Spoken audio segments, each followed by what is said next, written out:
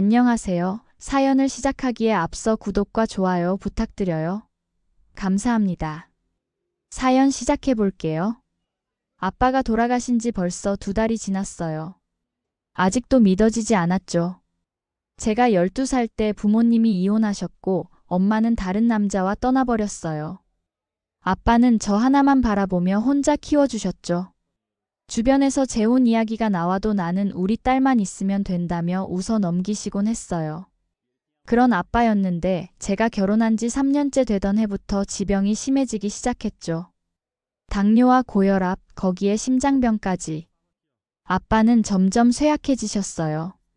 저는 결혼 후에도 틈만 나면 아빠를 찾아뵀는데 남편과 시댁은 그런 저를 못마땅했어요. 특히 시어머니는 대놓고 불만을 표했죠.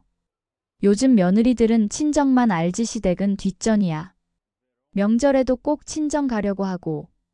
아빠가 혼자 사시는데 명절에라도 제가 가서 음식 해드리고 함께 시간을 보내는 게 당연한 거 아닌가요? 하지만 시댁 분위기상 말대꾸하기 어려웠죠. 아빠가 정말 많이 아프셨던 작년 추석 때가 가장 기억에 남아요. 저는 아빠가 걱정돼서 명절 전날 친정에 먼저 들르고 싶다고 했는데 시어머니가 펄쩍 뛰셨죠.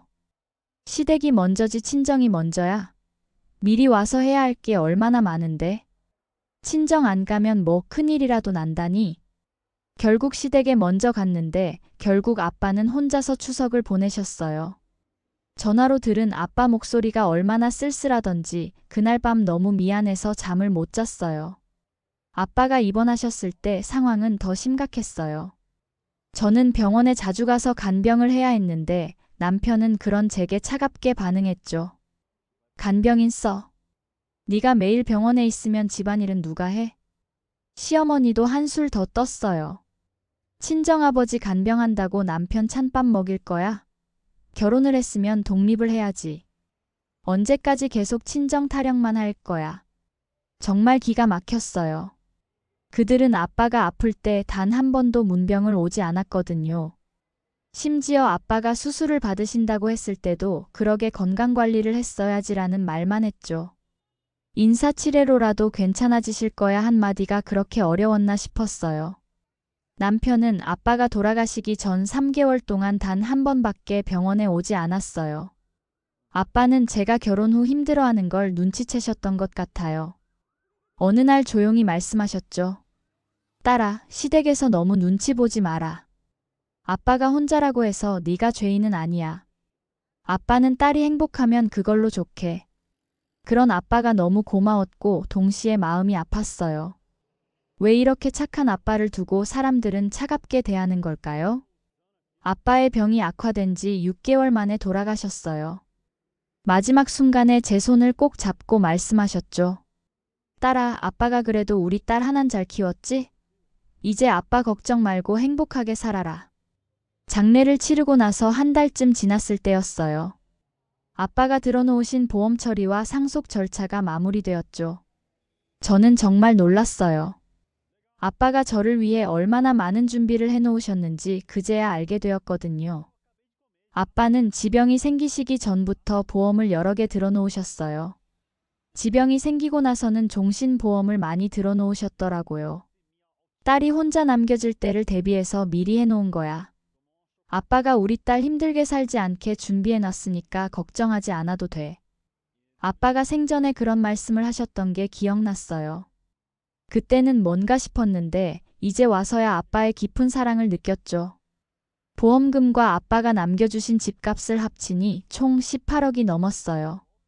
아빠가 평생 모은 돈과 제가 살아갈 터전을 남겨주신 거였죠. 저는 감사하면서도 마음이 무거웠어요. 이 모든 게 아빠가 더 이상 곁에 계시지 않는다는 뜻이니까요.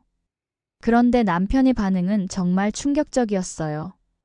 보험금이 나왔다는 소식을 듣자마자 이렇게 말하는 거였어요. 와, 진짜? 18억이나? 그럼 이제 우리 편하게 살 수 있겠네? 남편은 마치 자기 돈인 양 행동하기 시작했어요. 그리고 며칠 후 정말 어이없는 말을 했죠. 여보, 나 회사 관둘래? 그 돈이 있는데 회사를 뭐 하러 가? 이제 사업해야지. 너도 이제 사모님 소리 좀 들어봐야 할 때 아냐? 저는 말문이 막혔어요. 아빠가 돌아가신 지 겨우 2달밖에 안 됐는데 벌써 이런 계산을 하고 있었다니요. 남편은 정말 당연하다는 듯이 말했어요. 부부가 내 돈이 어디 있냐면서요. 그리고 그 다음 날부터 정말로 회사에 사직서를 냈어요. 제가 말리는 것도 듣지 않고요. 그런데 남편의 행동은 여기서 끝나지 않았어요. 회사를 그만둔 지 며칠 안 되어서 갑자기 이런 말을 하는 거였어요. 여보, 이제 사업할 거니까 차도 바꿔야겠어. 차 바꾼다고? 지금 차도 충분히 쓸만한데 무슨 차를 바꾼다는 거야? 아이고, 내가 다 알아서 할게. 당신은 신경 쓰지 마. 남편은 정말로 며칠 후 자동차 대리점에 가서 8천만 원이 넘는 신차를 계약해 왔어요. 저한테 상의도 없이 말이에요. 그것도 전액 할부로요. 그리고는 또 이런 말을 하더라고요.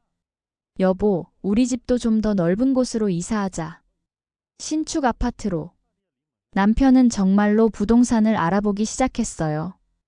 혼자서 신축 아파트들을 보러 다니면서 제게 같이 가자고 했죠. 더 기가 막힌 건 시댁이었어요. 소식을 들은 시어머니가 바로 달려왔죠. 어머, 정말이야? 18억이나? 며느리 것이 곧 우리 것이지. 이제 우리도 좀 살겠네. 시어머니는 대놓고 기뻐하면서 바로 계획을 세우기 시작했어요. 나도 이제 나이가 있으니까 편하게 장사라도 하나 해볼까 해. 카페 같은 거 말이야. 요즘 카페가 잘 된다던데. 가족이 서로 도와야지. 그런데 시어머니의 요구는 여기서 끝나지 않았어요. 며칠 후부터 본격적으로 쇼핑을 시작하시더라고요. 명품백, 옷, 액세서리까지 닥치는 대로 사시더니 급기야 이런 말씀을 하시는 거였어요. 이번 달 카드값이 좀 많이 나왔네. 800만 원 정도 되는데 며느리가 좀 도와줄 수 있지? 어차피 이제 돈 걱정 없잖아. 네. 800만 원이요? 응. 가족끼리 계산하고 그러면 안 되지. 그리고 나도 이제 사모님 대접 좀 받아야 할 때 아니야? 그동안 얼마나 고생만 하고 살았는데. 시어머니는 정말 뻔뻔하게 말씀하셨어요. 갑자기 명품에 눈을 돌리시고는 그 값을 제게 내라고 하시는 거였어요. 시누이도 합세했어요. 시누이는 올해 결혼을 앞두고 있었는데 갑자기 전화를 걸어왔죠. 언니, 나 결혼 준비하는 거 알지? 근데 혼수가 너무 부담스러워서. 언니가 좋은 소식이 있다니까 혹시 도움을 좀 받을 수 있을까? 언니도 이제 여유가 생겼잖아.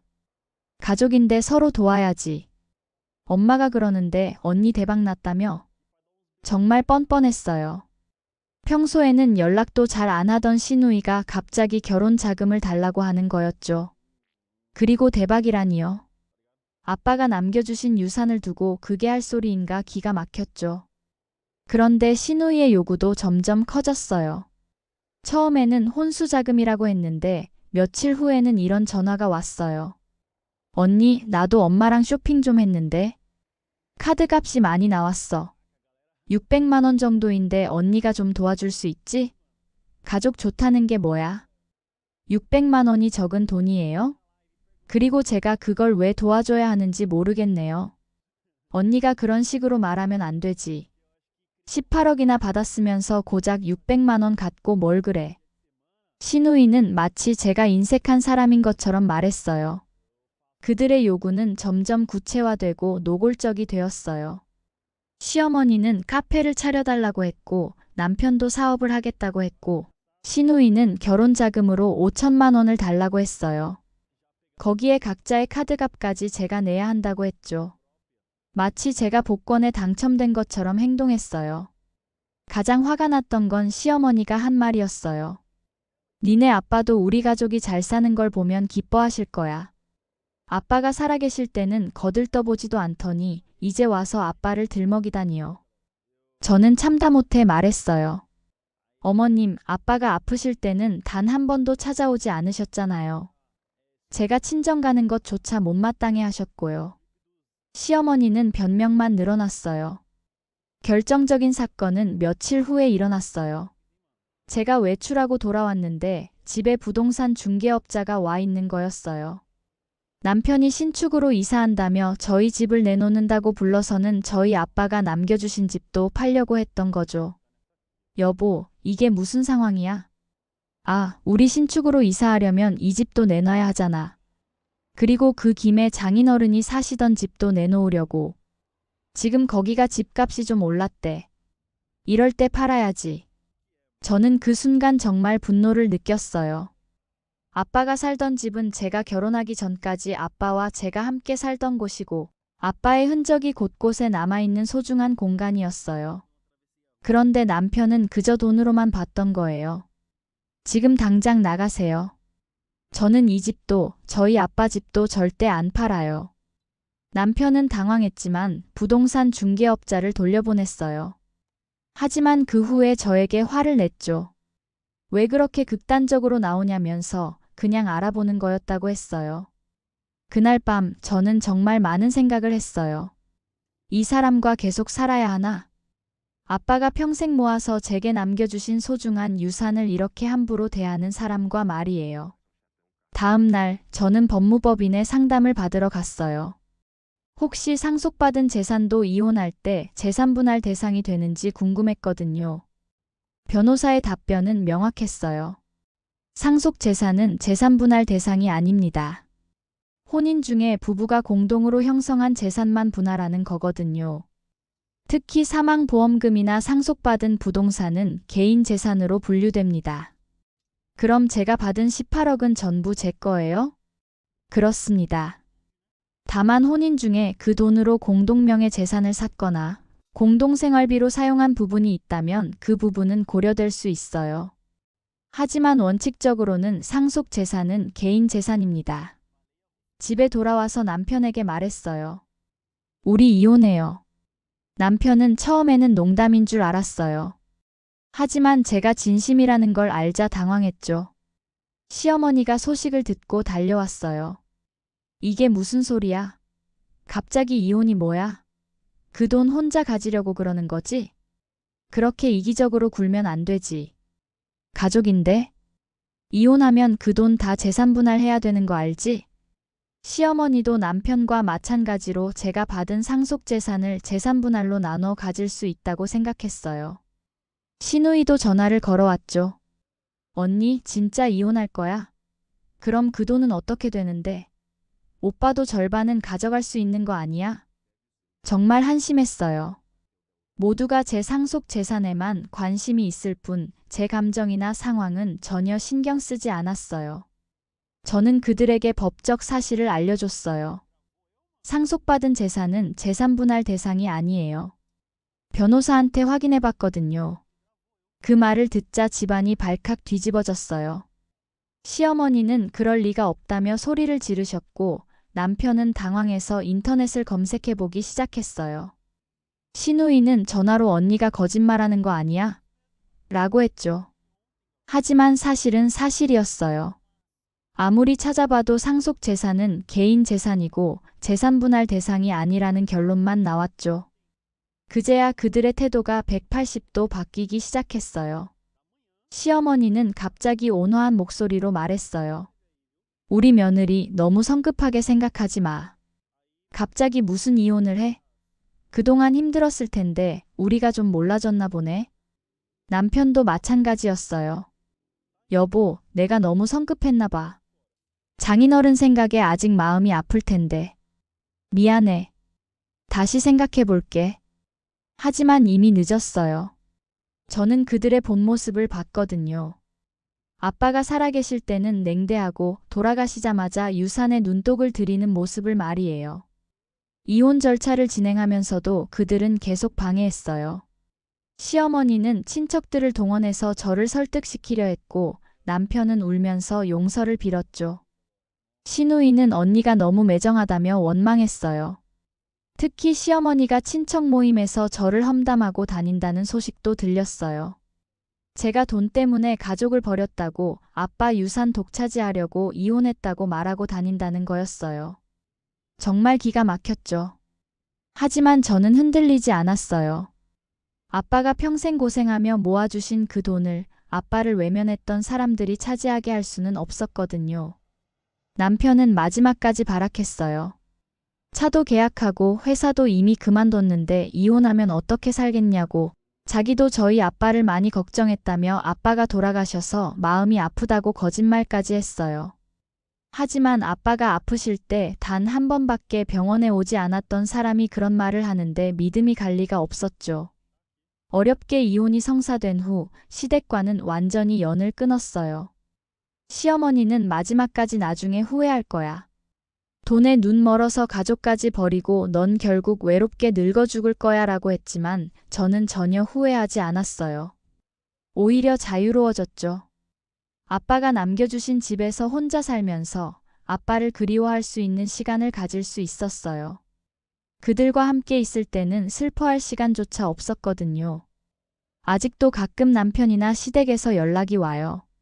남편은 회사 그만두고 사업하겠다더니 아직도 일도 안 하고 차 할부금에 허덕인다고 하더라고요. 시어머니는 그동안 제 돈만 믿고 긁은 카드값이랑 남편 차 할부금 때문에 아르바이트 하면서 지낸다고 해요. 그러면서 저한테 그 돈만이라도 갚아달라며 뻔뻔한 요구를 하더라고요. 지난주에는 아빠가 계신 납골당에 다녀왔어요. 아빠께 요즘 제 소식을 전해드렸어요. 아빠, 제가 좋은 선택을 한 거 맞죠? 아빠를 진심으로 그리워하지도 않으면서 아빠가 남겨주신 유산만 탐내는 사람들과 헤어진 거 말이에요. 저는 아빠가 남겨주신 사랑을 소중히 간직하며 살아갈게요. 그리고 언젠가 제가 가정을 이룬다면 아빠처럼 진심으로 가족을 사랑하는 사람과 함께 할 거예요. 아빠, 사랑해요. 그리고 고마워요. 딸이 홀로 설 수 있도록 든든한 울타리가 되어주셔서요. 제 긴 이야기를 끝까지 들어주셔서 감사합니다. 구독과 좋아요, 알림 설정까지 잊지 마세요.